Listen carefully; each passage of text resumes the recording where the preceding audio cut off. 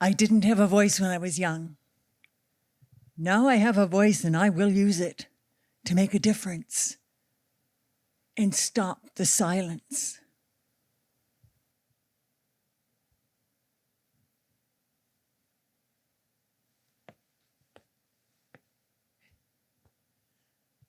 That poem doesn't even have a title. It was written anonymously.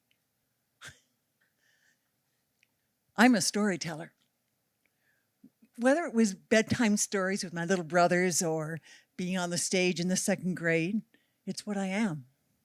Because of that, I've become an actor, director, writer, producer, and hopefully a much better listener with a deeper understanding of what this being human is all about. I grew up in a small town in the Midwest, the only girl in a big Irish Catholic family. 6 brothers, Mom, Dad, and me. I didn't know what locked doors were. I could ride my bike alone or with friends through the back roads. The world was big, beautiful, and safe. Where I wasn't safe was in my own home. That was where it was scary.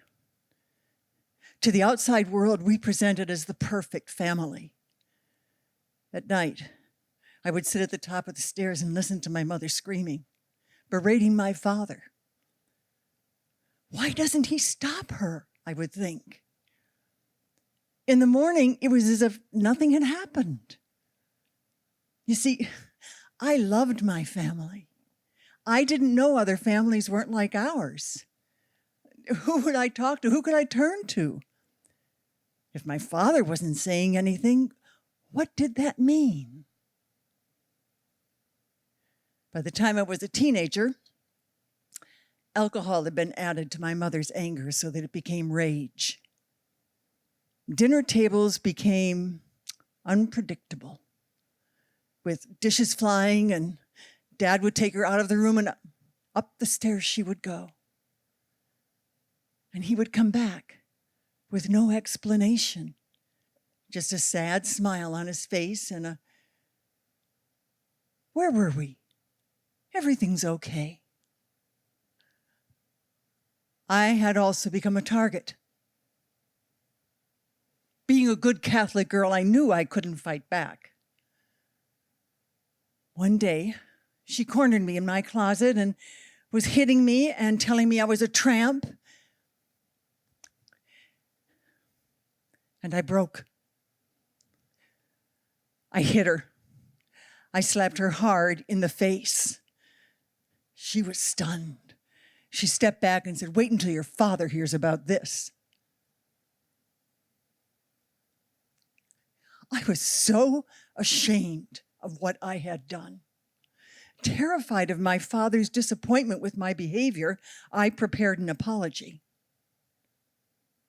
His response? "I've been waiting for you to stand up for yourself." Now, that may seem like the wrong response to give to a child, permission to hit their parent. That isn't what my father was doing.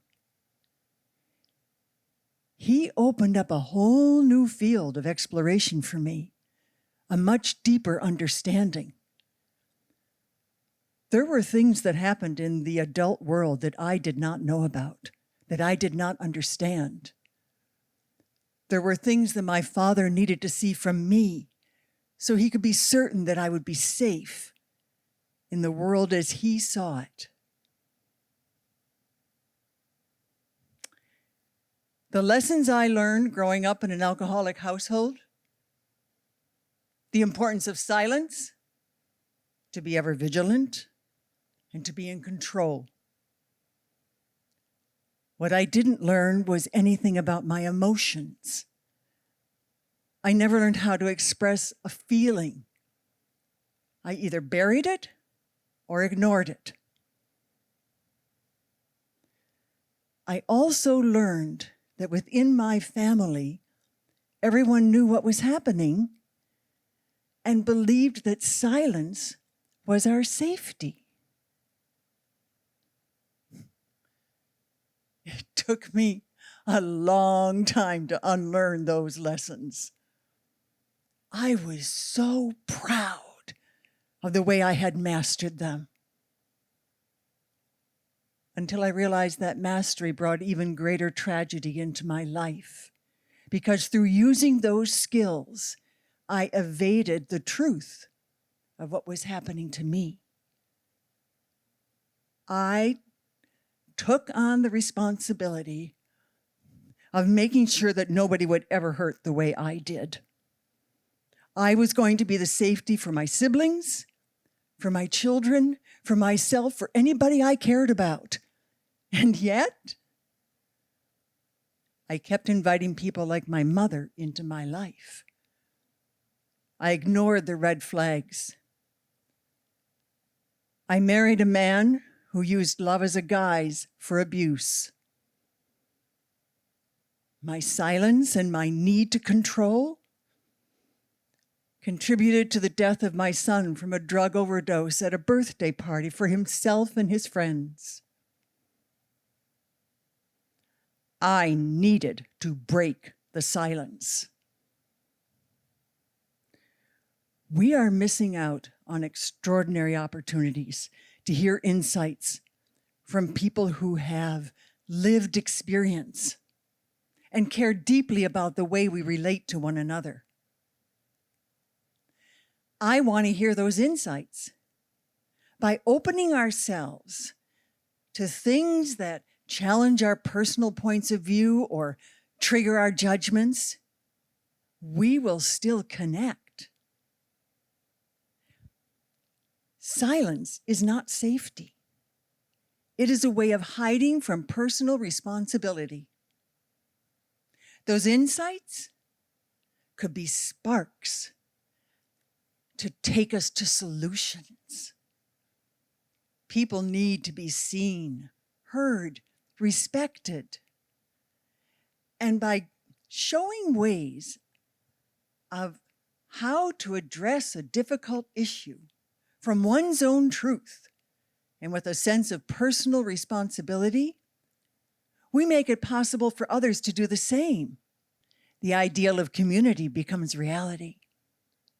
The ideal of solution becomes actions on the part of many in service to that community. The goal becomes discussion, not confrontation. Our inability to talk about what has happened, is happening, and will continue to happen if we don't listen to one another has created a dangerous world dynamic. I know it has built a Gordian knot around the issue of domestic violence, which is where I tend to focus. Regardless of the issue, the principles remain the same. When we come together with respect, curiosity, and a genuine willingness to listen, our responses are more thoughtful. We don't have to agree. Hearing one another as individuals or in groups will strengthen and deepen our humanity. It will stop the violence. It will end the silence.